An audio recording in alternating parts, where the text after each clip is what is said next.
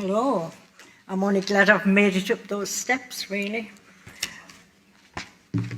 What would you miss most if it disappeared from nature? I know what I'd miss. Blackbirds. Blackbirds have been cancelled. Blackbirds no longer sing into the night. Their first call in the morning has been cut. Their habitat has been chopped down, dug up, cemented, bordered, built on, blocked out. No perching now on clotheslines, legs akimbo, swaying tightrope walkers, they have fallen. The worms that used to star their beaks in squirming, skinny clusters shrivel for want of damp. Grubs and flies and caterpillars that once plugged baby gapes cannot be found.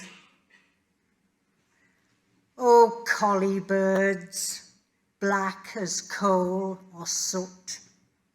We regret the lack of splashing, your splayed wings spraying rainbows.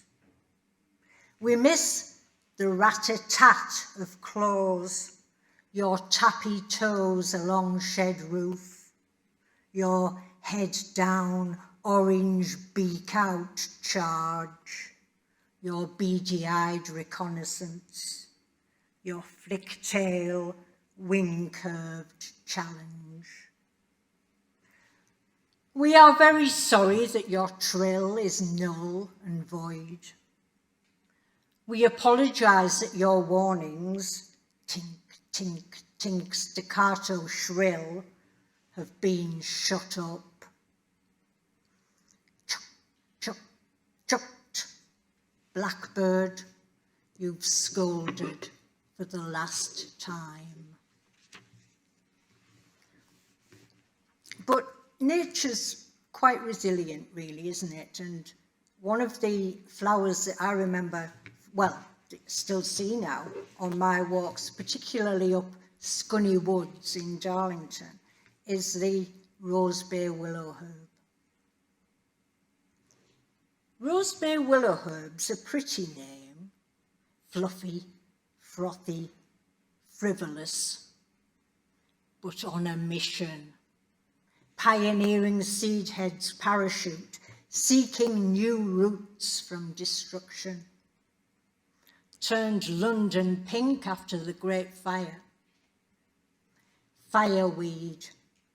That's a harsher name, but truer. You endure, travel long distances before you settle, and even then, the landscape's alien. Waste ground. Hard ground. But you persist, fettle the situation, draw power from cindery ash patches, bloom in aftermath of war, in spaces undervalued for decades, skinny spikes shooting from brick debris, lanceolate leaves ornamenting gash of wall. One of the things that nature is most important for is for inspiring those moments of awe and wonder, especially in young people. And I wrote this poem, which is called Watching a Heron with Davy, after I'd been with my grandson, who was only about 3 at the time. He's a lot bigger now. And we went to Brinkburn Pond, which was near where he lived. The swans have gone. Today, there is a heron standing on an island of reeds. I lift Davy onto the fence and we watch him. He's got a long neck. He's got a long beak. The heron is still, seems to watch nothing, does not look at the water, stares into the distance. We move closer, slowly, but the gulls warn him, and he lifts his heavy body. He's got long legs. We watch as he hunches away over the trees. A gust of wind showers oak leaves on our faces. They swirl around us, cluster in our hair. Thank you.